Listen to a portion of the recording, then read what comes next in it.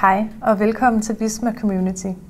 Her kan du finde utallige opslag og artikler vedrørende dit Visma-produkt, samt andre emner, som måtte interessere dig. Du vil også møde en masse andre Visma-brugere, som enten arbejder i samme produkt eller inden for samme felt som dig. Mange services fra Visma benytter den samme login-løsning. Det betyder også, at du har mulighed for at hoppe mellem de services, som du benytter, hvilket også vil give dig en bedre og mere målrettet oplevelse. Alt du skal gøre er blot at logge på med din arbejdsmail. Når du er logget på, vil du automatisk blive tildelt områder, som vil være relevant for dig, hvis din e-mail er registreret i vores interne systemer.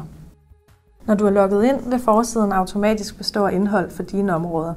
På den måde kan du hurtigt holde dig opdateret på alle de seneste aktiviteter. Her kan du også se dine abonnementer og dine bogmærker.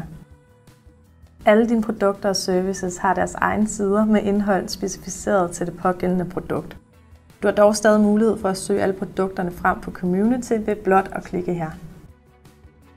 Listen med produkt- og serviceområder består af alle områder inden for dit land. Du får først dine relevante områder, som du efterfølgende kan fjerne fra din personlige navigation. Herunder kan du også se andre områder, som du har mulighed for at tilføje. Til sidst ses de lukkede områder, som er afgrænset til bestemte grupper. På forsiden af hvert område kan du holde dig opdateret på det nyeste indhold inden for det pågældende produkt. Du kan også finde generel information fra dine Visma-produkter, eksterne links, og i mange tilfælde vil du også kunne se driftsstatus på dine produkter. Ønsker du altid at holde dig opdateret uden nødvendigvis at være logget på Community, så anbefaler vi, at du abonnerer på information inden for dit område. Har du et spørgsmål, du ikke kan finde svar på, så kan du altid tilgå forumet på Community, hvor du kan spørge andre Visma-brugere til råds. Mange af jer Visma-brugere besidder nemlig en stor viden om vores produkter, og måske vil du kunne hjælpe andre med at få svar på uopklarede spørgsmål. Her kan du finde vejledninger om, hvordan du bruger vores systemer og produkter. Du kan nemt dele dine idéer og give feedback på dine produkter i idébanken.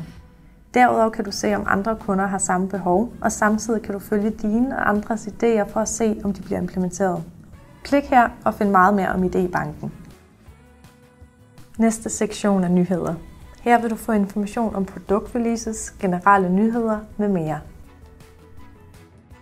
Her ser du en liste med kommende kurser, som er relevante for dig, hvis du har brug for en bedre indsigt i blandt andet et af dine produkter, den nye ferielov eller andet aktuelt.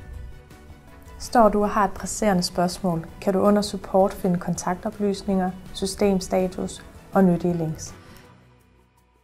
Du kan altid lave søgninger i topfeltet, og hvis du ikke ønsker at søge i hele communityet, så kan du indsnævre din søgning til specifikke områder. Her kan du indsnævre din søgning yderligere med dybere filtrering. Når nogen enten besvarer eller liker dit opslag, vil du få en notifikation, som fremgår her.